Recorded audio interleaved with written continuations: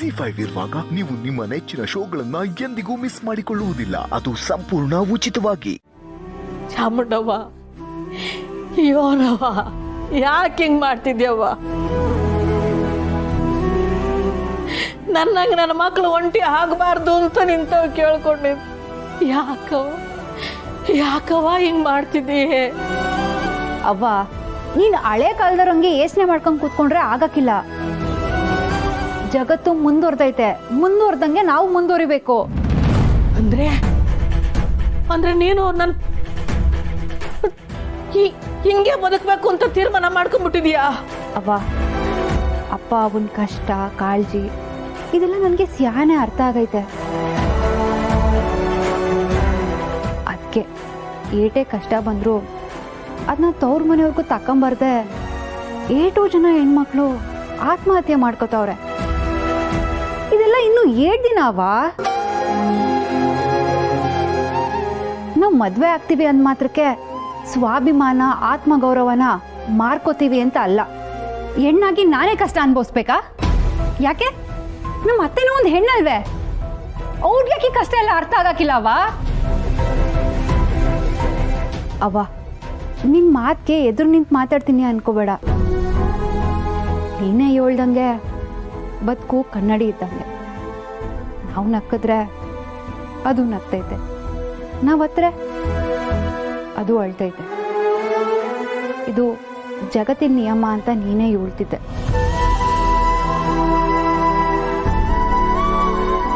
ಇದೆಲ್ಲ ಗಂಡ ಹೆಂಡತಿ ಅತ್ತೆ ಸೊಸೆ ಸಂಬಂಧದಲ್ಲಿ ಇಲ್ಲ ಅನ್ಯಾಕೆ ನಾನು ಹೆಂಗವ ಸಂಸಾರ ಮಾಡ್ಲಿ? ಅವ್ವ, ಏಟೋ ಜನ ಹೆಣ್ಮಕ್ಳು ಅತ್ತೆ ದಿನ ತಾಯಿ ರೂಪದಲ್ಲಿ ನೋಡ್ತಾರೆ, ಆದ್ರೆ ಅವರು ಸೊಸೆ ದಿನ ಯಾಕೆ ಮಗಳಂಗ್ ಕಾಣಕ್ಕಿಲ್ಲ? ವಿರೋಧಿ ಮಾಡಿ ಮದ್ವೆ ಆಗಿ ದೂರ ಆಗ್ತಾರೆ ಅಂದ್ರೆ ಅದು ಅವಮಾನನೂ ಅಲ್ಲ, ತಲೆ ತಗ್ಸೋಂತ ವಿಚಾರನೂ ಅಲ್ಲ. ಅದ್ಯೋನ ನಿನ್ ತಲೆನಾಗಿದ್ರೆ ಅದನ್ನ ತೆಗ್ದಾಕ್ಬಿಡು. ಅವ್ವಂದಿರ ಕಾಳಜಿ ಮಕ್ಳಿಗೆ ಧೈರ್ಯ ತುಂಬಬೇಕೋ ಹೊರತು ಬೇರೆ ಅನಾಹುತಕ್ಕೆ ದಾರಿ ಮಾಡ್ಕೊಡ್ಬಾರ್ದು. ಅವ್ವ, ಈಗ ನಮ್ಮನ್ನ ಬೆಳೆಸಿರೋ ರೀತಿ ಬಗ್ಗೆ ನಮಗ್ ಸ್ಯಾನೆ ಹೆಮ್ಮೆ ಐತೆ. ಹಾಗಂತ ಸರಿ ಹೋಗದೆ ಇರೋ ಬದುಕನ್ನ ಸರಿ ಮಾಡಕ್ಕೆ 7 ದಿನ ಅಂತ ಕಷ್ಟಪಡಕ್ಕಾಯ್ತದೆ? ಹೆಣ್ಣು ಸಹಿಸ್ಕೊಳ್ಳೋ ಗಂಟ ಸಹಿಸ್ಕೋಬೇಕು, ಆದ್ರೆ ಆತ್ಮಗೌರವಕ್ಕೆ ಧಕ್ಕೆ ಬಂದಾಗ ತಿರುಗಿ ಬೀಳ್ಬೇಕು ಅಂತ ನೀನೇ ಅಲ್ವಾ ಹೇಳ್ಕೊಟ್ಟಿದ್ದು? ನಾನು ಎಲ್ರಿಗೂ ಅರ್ಥ ಮಾಡಿಸ್ಬೇಕಾಗಿರೋದು ಈಟೆ. ಹೆಣ್ಣು ಗಂಡನ ಮನೆ ಬಿಟ್ಟು ತವ್ರ ಮನೆಗೆ ಬಂದವಳೆ ಅಂದ್ರೆ ಗಂಡನ್ ಬಿಟ್ಟು ಬದುಕೋ ಶಕ್ತಿ ಆ ದ್ಯಾವ್ರು ಅವಳಿಗೆ ಕೊಟ್ಟವನೆ ಅಂತ ಅರ್ಥ. ಅವ್ವ, ನೀನು ಎಲ್ರಂಗ್ ನಡ್ಕೋಬೇಡ. ಹೆಣ್ಮಕ್ಳು ಜೀವನದಾಗೆ ಯಾರು ಮುಖ್ಯನೋ ಏನೋ ಗೊತ್ತಿಲ್ಲ, ಆದ್ರೆ ತಾಯಿ ಸ್ಯಾನೆ ಮುಖ್ಯ.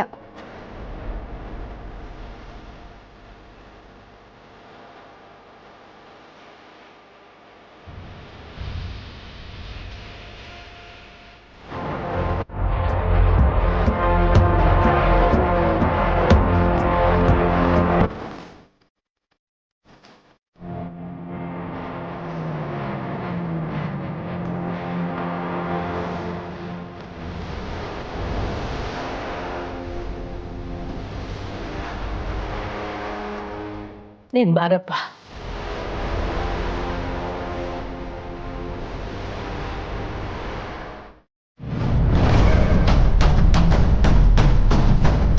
ಸಾಕು ನೀವು ಸರಿಯಾಗಿ ಊಟ ತಿಂಡಿ ಮಾಡ್ದಲೆ ಹೇಗಾಗಿದ್ದೀರಾ ಗೊತ್ತಾ? ಇವತ್ತು ನಾನು ಬಡ್ಸೋಷ್ಟು ನೀವು ತಿನ್ಬೇಕು, ಒಂದು ಮಾತು ಕೂಡ ಆಡಬಾರ್ದು.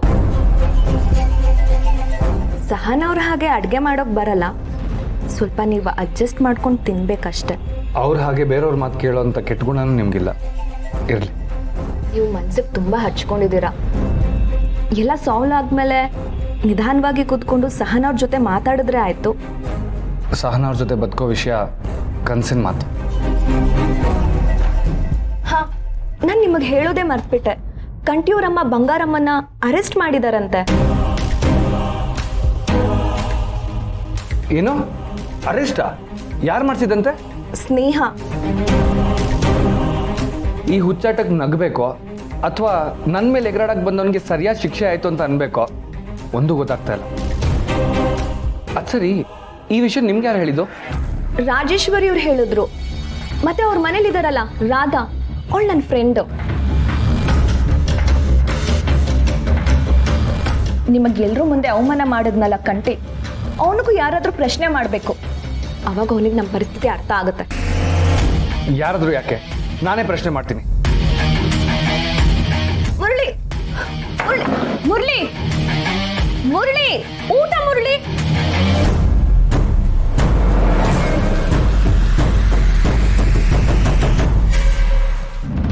ಅಣ್ಣ, ಇನ್ನೊಂದು ವಾರದಲ್ಲಿ ದುಡ್ಡನ್ನ ಹೆಂಗನ ವಾಪಸ್ ಕೊಟ್ಬಿಡ್ತೀನಿ.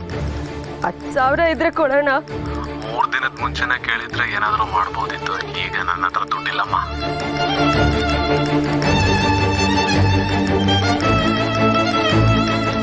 ಅಯ್ಯೋ ದ್ಯಾವ್ರೆ, ಯಾಕಪ್ಪ ಹಿಂಗ್ ಮಾಡ್ತಿದ್ಯಾ?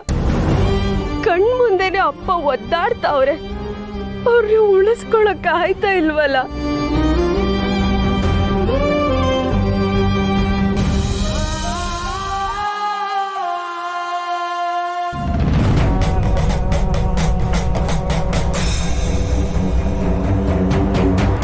ಚಿಕ್ಕಪ್ಪನೂ ಫೋನ್ ಎತ್ತ ಇಲ್ಲ.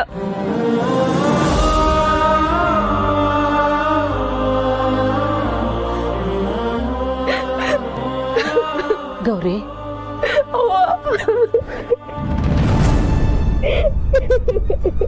ಅಯ್ಯೋ, ಪುಟ್ಟಕ್ಕ ಬಂದವಳೆ, ಜೊತೆಗೆ ಅಳಿಯನೂ ಬಂದವನೆ. ಏನ್ ಮಾಡೋದೀಗ? ಸಮಾಧಾನ ಮಾಡ್ಕ. ಒಳಗ್ ಬರ್ರವ್ವ. ಪುಟ್ಟಕ್ಕ ನೋಡ್ದ ನನ್ ಗಂಡ ಹೆಂಗ್ ಮಾಡ್ಕೊಂಡ್ಬಿಟ್ಟವನೆ ಅಂತ. ಸಮಾಧಾನ ಮಾಡ್ಕೋಬೋದು. ಸಮಾಧಾನ ಮಾಡ್ಕ. ಕೂತ್ಕೊ. ಅಲ್ಲ ಪುಟ್ಟಕ್ಕ, ಸಾಲ ಮಾಡವನೆ ತಿಟ್ಟ. ಆದ್ರಿಯ ಮನೇಲಿರೋ ಜನದ ಬಗ್ಗೆ ಜ್ಞಾನ ಬೇಡವ ಅವನ್ಗೆ? ಸಾಲ ತಗೊಂಡಿವ್ನಿ ಅಂತ ಹಿಂಗ್ ಮಾಡ್ಬಿಟ್ರೆ ಹೆಂಗಮ್ಮ? ಇಂಥ ಹೊತ್ನಾಗೆ ನಾನು ಮಾತಾಡೋದು ನಿಂಗೆ ನೋವಾಗ್ಬೋದು. ದಿಟ್ಟವಾಗ್ಲೂ ನಿನ್ನ ಗಂಡ ಹಿಂಗೆ ಮಾಡ್ಕಣ್ಣ.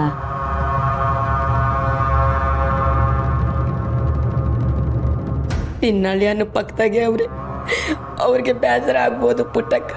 ನಾವು ಸಾಲ ತಗೊಂಡಿದ್ದೀವಿ ತಿಟ್ಟ, ಬಡ್ಡಿ ಕಟ್ಟಿಲ್ಲ ಅಂತ ಸಾನೆ ಹಿಂಸೆ ಕೊಟ್ಬಿಟ್ರು.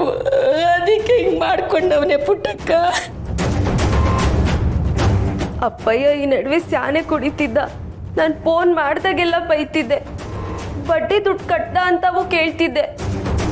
ಅಪ್ಪಯ್ಯನು ಸರಿಯಾಗಿ ಕಟ್ತೀವಿ ಅಂತಾನೆ ಹೇಳ್ತಿದ್ದ. ಸುಮ್ಕಿರು, ಕುಡ್ಕರ್ ಮತ್ತೆಲ್ಲನ ತಿಟ್ಟ ಆದತ್ತೇನು?